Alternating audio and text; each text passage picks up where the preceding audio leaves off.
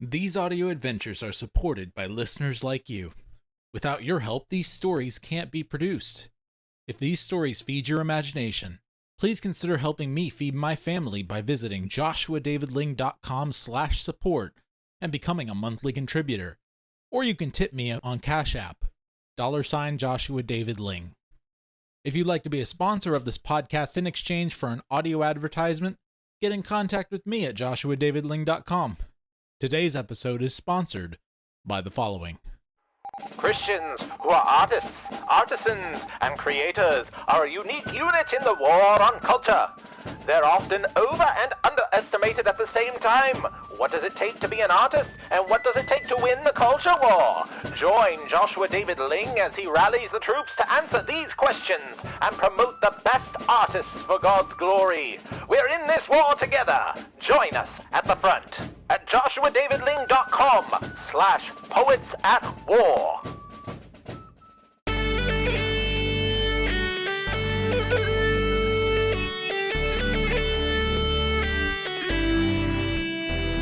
In a future where obsolete technology has become illegal to own or repair, groups of criminals have sought to earn plenty of illegal coins selling their services.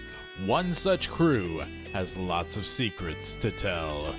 This is the Idiot's Guide to Illegal Tech Repair.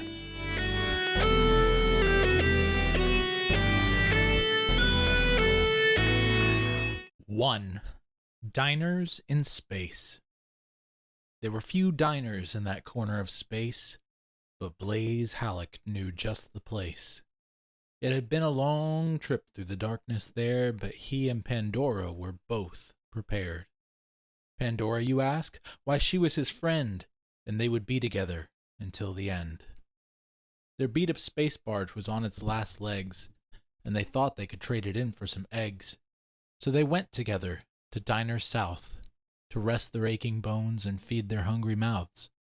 Their rickety vessel docked in Bay A and creaked as they walked in the entranceway. They sat at the bar and negotiated for snacks.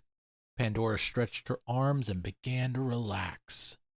But just as she did, she and her partner were approached by a dark-skinned woman with a cloak and a brooch. "Am I in the presence of Pandora and Blayze, ITR Techs from the Sylvani Trace?" "Depends on who's asking. And if you got money—" "Please, you two, you're not even funny. My name is Amanda, and I'm building a crew. And you two have written, 'We don't know what to do,' all over your faces and over your hearts." "Well, we might, but what's your offer to start?" "ITR is a basic operation. You go to planets within the Federation that have equipment that for some reason may be outdated or illegal, and you fix it, you see."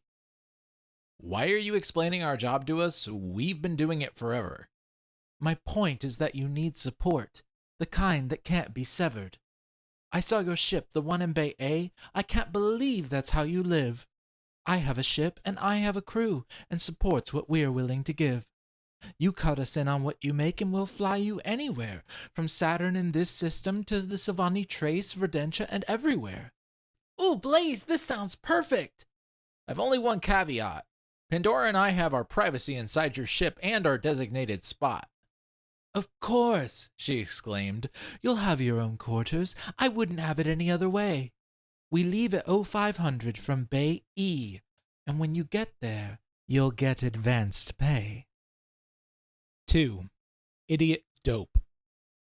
Later on, down in Bay E, Pandora and Blayze were where they should be, waiting around for Amanda and crew to tell them both what next to do. The hangar with people of all kinds bustled. Chitrans, Aklans, and Terrans all hustled, but soon galactic rangers began to skulk. This is not good. "Seriously? Gulp." Galactic Rangers were like the police force of that age, but cunning and brutal. One wouldn't engage. Instead, run away would be the only way. But Blayze and Pandora had no way out of the bay. Just then, one turned and walked right up to the two. "I'm looking for Amanda Canine and her crew. We believe they're recruiting illegal activity." "Really, officer? I wonder who that might be."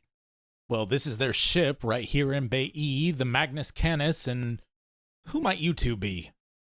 Suddenly, a laser blast rang out through the bays and struck the officer's palm.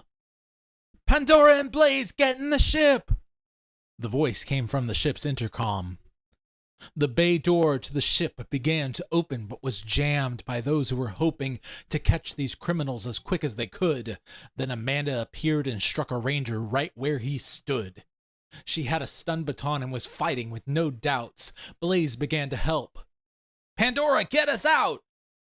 Pandora nodded and swung up to the wheel of the landing gear closest to her. She crawled inside and pushed past cables through little passageways and more.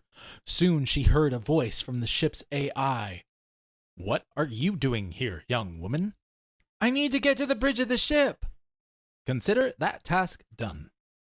100 blue arrows now dotted her path and pointed the way well. Thank you, ship, Pandora exclaimed. Call me by my name, Wendell. Hiding behind the wings of the ship, Amanda tossed Blayze a gun.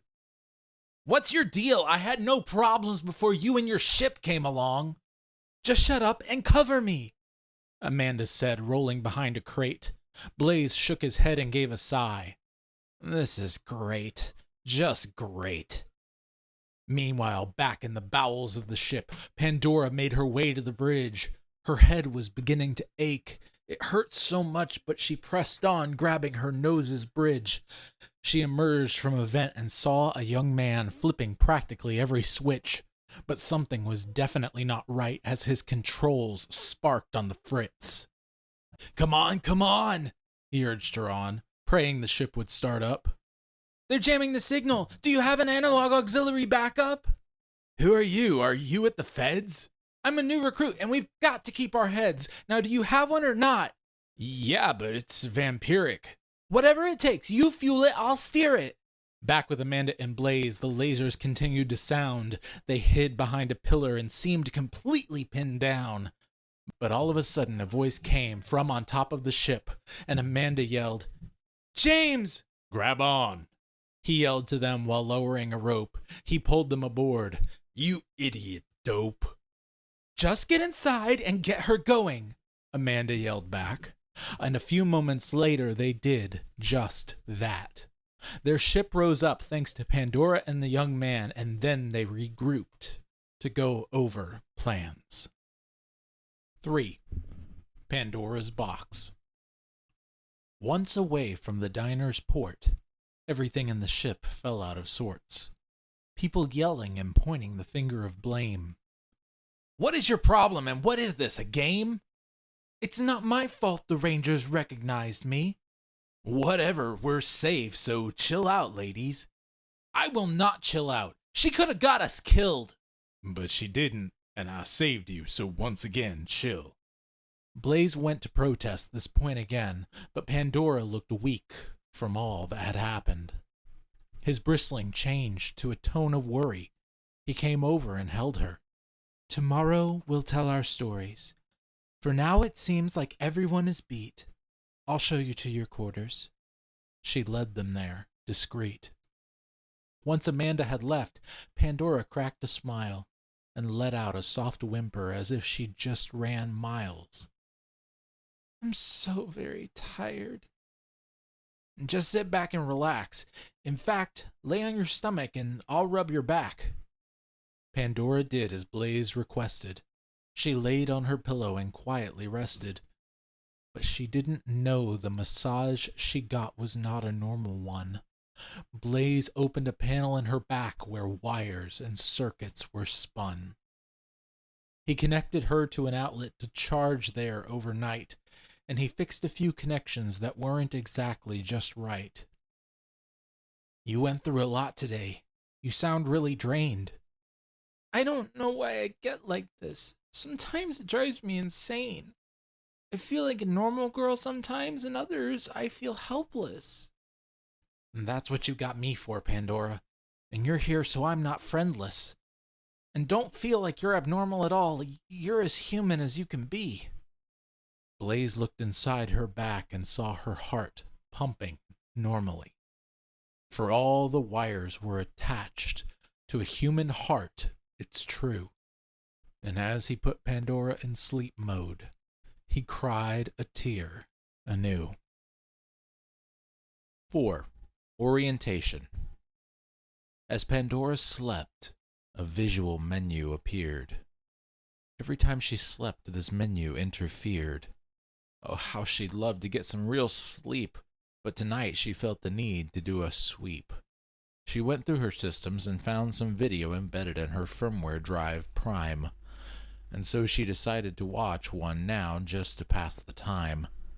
She found this weird for any human to have menu systems in decks, but people always told her this was just a result of working too hard on tech. The video started as she pondered again her weakness in memory decks, and the system menu in large letters read, "Please have your stylus ready for the test." As the menu transitioned to a video screen, a narrator began.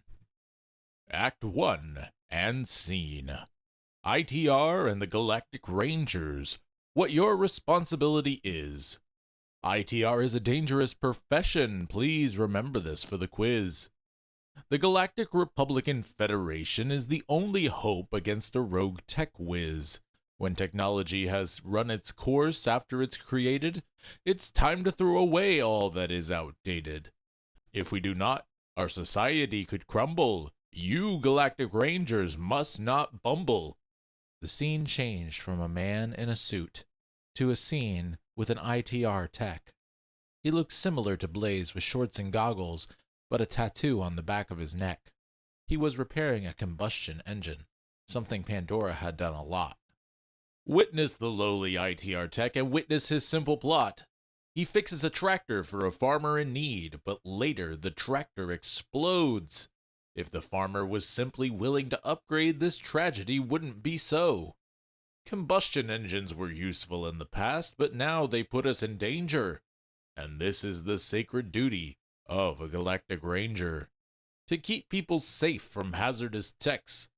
But there are other reasons Rangers risk their necks.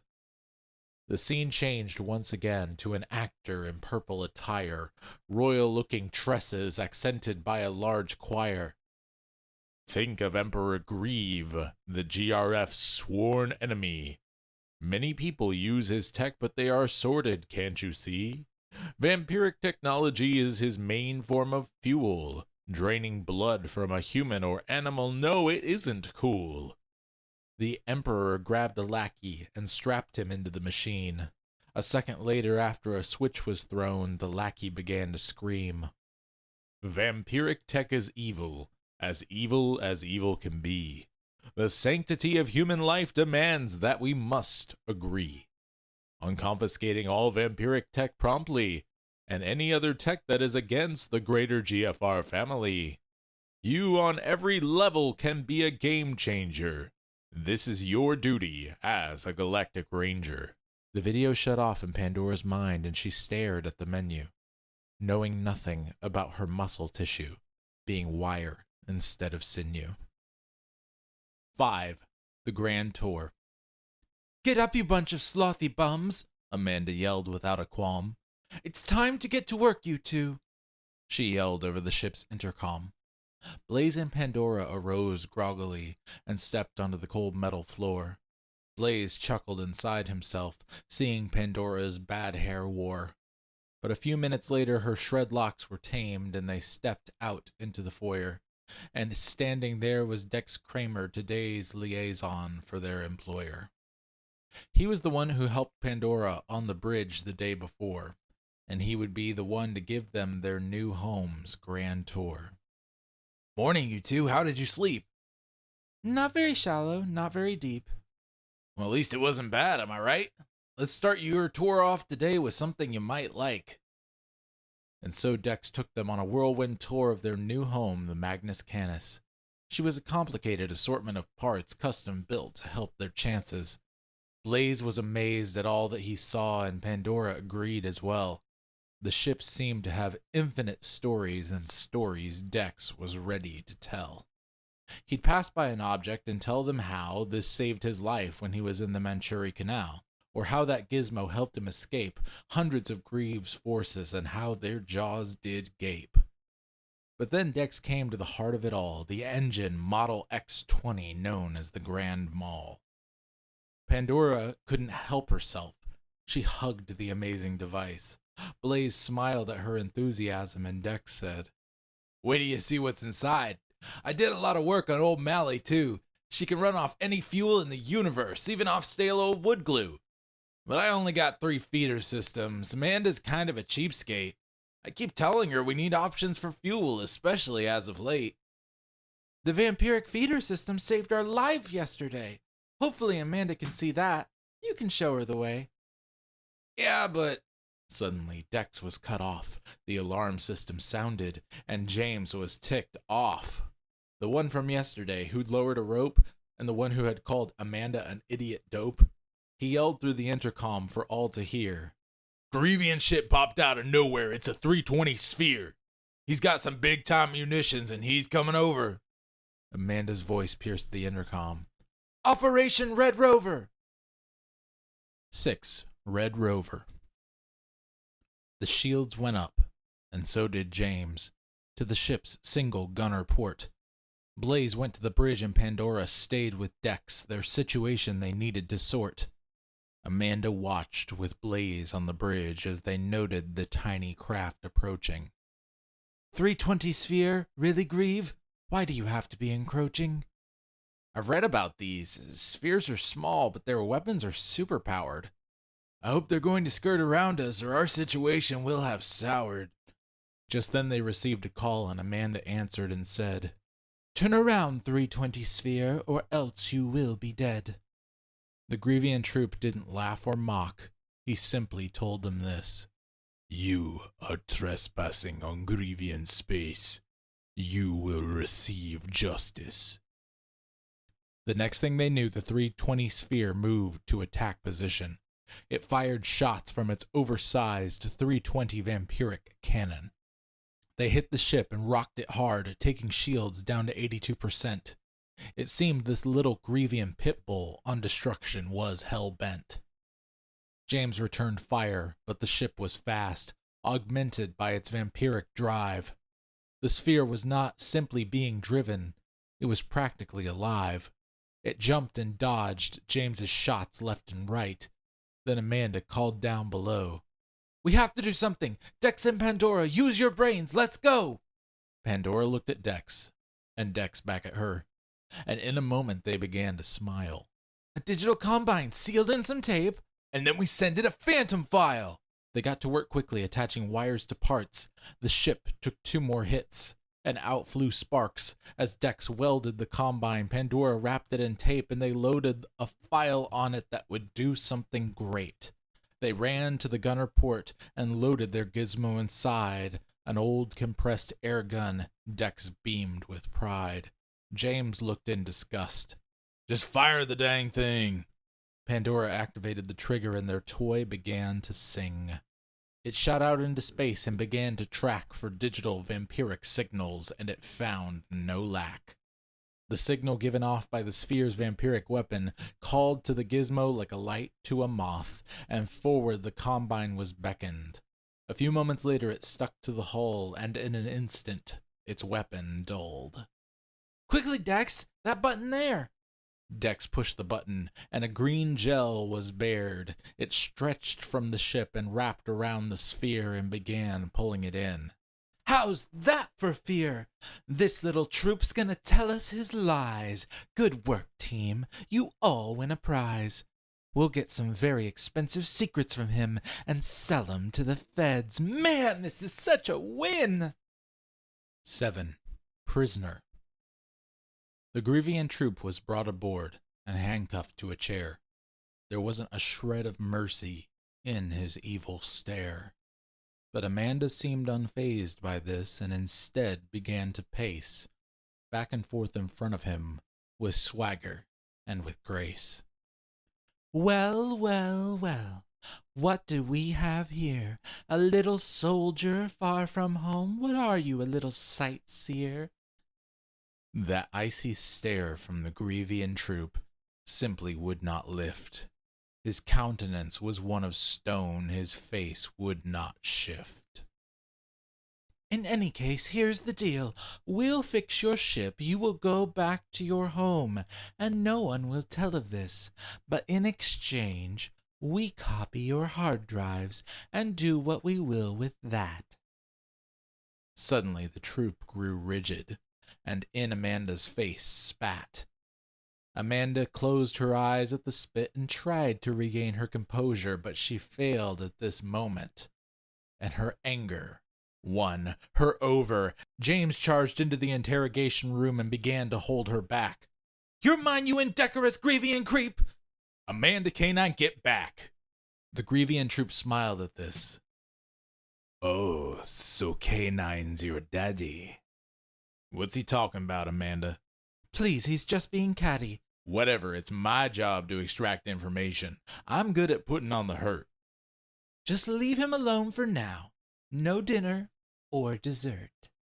The two walked out, leaving the troop locked inside his cell. Then a voice came from the ship's AI, the one simply named Wendell. "Amanda, ma'am, you have a call from the username Coolidge." "Tell him I'll be right there. I was dealing with someone foolish." 8. A call from Coolidge. Amanda came onto the bridge and sat before a video screen. "Put Coolidge through, Wendell," she said to the ship, and then Coolidge was on the screen. A balding young man looked somewhere between the ages of 25 and 40, with a red beard that was full of crumbs. He looked disheveled and dirty. "What's up, Amanda? How's it going? You're looking good today." "Just cut to the chase, Coolidge. What do you need? What will you pay?" "Come on, Amanda.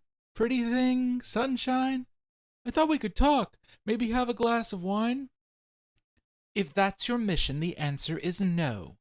What happened between us was a long time ago." "All right, fine. I'll cut to the chase. I'm having a little trouble with the power at my base. The feds are starting to monitor all nuclear power, both great and small, so I'm downgrading my system to remain off the grid. Would you help me, please? I'd be obliged if you did." "Sounds like something right up your alley. Why don't you do it yourself?" "We all change over time, Amanda. I'm sure it's not just myself." Coolidge raised his hands to show all mechanical parts down from the elbow. "Huh? What happened to you?" "A little accident with a fire screw. So what do you say, Amanda? Is this something you'll do?"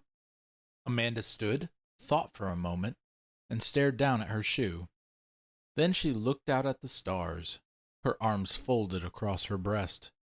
She cocked her head to one side and said, 6,000, and the answer's yes." "Done is done, Amanda. You know I don't like haggling price." "Just be cool when I'm over there, and everything will be all right." Amanda ended the call and walked right off the bridge. Blayze went to ask her what their past was, but James grabbed his wrist. "If there's one thing about Amanda you should never ask about, it's her love life, Blayze Halleck. Of that there is no doubt." 9. Storms a-comin'. And so the band of techs arrived at Coolidge's space station home. The completely cloaked assortment of parts would have looked like a ring around a dome. If seen without its cloaking on, a sight it would be to behold. But coordinates sent to the Magnus Canis let them dock, and into action they rolled. It didn't take Amanda and Coolidge long to get everyone on task. His project seemed straightforward enough, and Blayze was blazing fast. Reconnecting lines to solar panels and tweaking orbital defaults, Amanda worked alongside him. "So, what's up, boss?" "Not much, man. Sorry we haven't talked. This is how it is sometimes, way more walk than talk." "Yeah, so how did you get into ITR?" "Now there's a story that's truly bizarre." Amanda chuckled and ripped off a panel. She pulled some wires that sparked, and those she began to dismantle. "Now for every story I tell you, you've got to tell me yours. So don't think I'm just some open book. You've got to pay for my mind's tours." All right, go ahead. What do you got for me? I left home when I was 19. I had to get out and be free. My father's a general in the Galactic Federation. It was all laws and rules with him. No room for my improvisation. So how about you, Silvani man? What's with you and Pandora? We've been friends for a long time, and we like this sector's aura.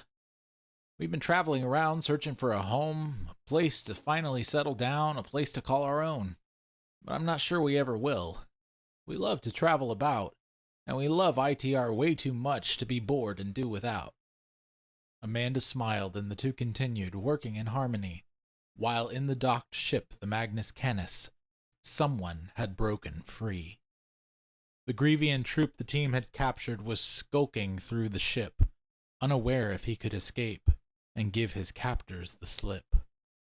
But suddenly he heard a sound near the portside airlock. He jumped behind a stack of crates and saw a man step in from the dock. The man was paunchy and had a red beard, and he rubbed his mechanical hands. Wow, Amanda, that was your password? Give me a break, man. The man came aboard and commented to himself on how cool the Magnus Canis was, and thoughts within the Grievian troop spun as vile plans in his mind buzzed. 10. Lockdown. You can't be serious. You used that thing for more than just a paperweight? I'm telling you, Dex, with the Adams Codex, the system is really great. What in the world are you smoking, girl? Jefferson's a piece of junk. And as they were saying this, the Grievian troop around their perimeter slunk. He headed straight to the command center, but needed a passcode. A magnetic card or a signature was needed to make the security system erode. But that was no problem for this crafty troop. He had everything planned. He reached into his utility pocket and pulled out Coolidge's hand. He put the metal palm against the reader, and soon he was left inside. Lockdown he immediately initiated, then he beamed with pride. He turned off all bands of communication and blasted his image to the sky. Here are my coordinates, my liege. Make my captors fry. Amanda saw the signal broadcasted across monitors in her space. She ran to the airlock for the dock where their ship was anchored to Coolidge's base. But the door would not budge an inch. And Amanda had a conniption. She tugged at her hair as her eyes bulged. This mess defies description. Thanks for listening to this episode of Audio Adventures. If your imagination was fed by this story, I pray that you'll consider supporting these stories at joshuadavidling.com/support or on Cash App, $Joshua David Ling. Until next time, keep adventuring.